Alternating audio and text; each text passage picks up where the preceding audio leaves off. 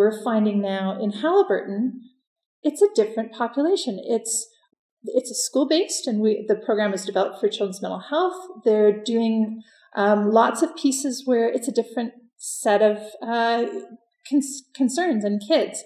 And really the clinicians are responding to the need and finding this program really valuable. So they'll make small changes to the model.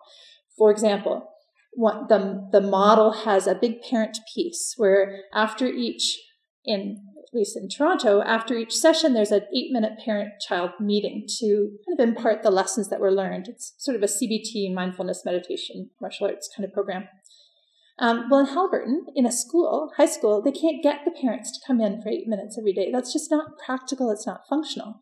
But we're saying parent piece is a core element of this model. So what the fidelity checks, in my mind, do that's essential is on an ongoing way, along with supervision that Diane's going to talk about, it gives us the start of a dialogue to be able to be aware when people are making changes. And then you get to really have good discussions about, well, here's why that's not going to work. What else could we do? What about Skype? What about phone calls? What about other ways that we can engage? Because we say parent engagement is critical to the model. But I don't know that we would have known that if we weren't doing some kind of fidelity check. You know, people kind of go off and do their own thing and would say they're doing Integra MMA.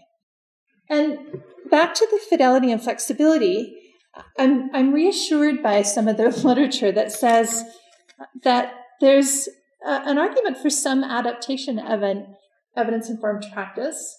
And there's a study by Backer that suggests that, in fact, it can increase program ownership and a sense of involvement over the long term, but it can't be at the expense of the fidelity to the core elements in the programs. We've been using fidelity checklists, and so even just as a starting point. So something like Triple P builds it in with our mindfulness martial arts. That's the example I'm using. We've been really trying to use the great research piece to develop and validate the homegrown checklists that we're using so that they have better weight. But it's really just a starting point.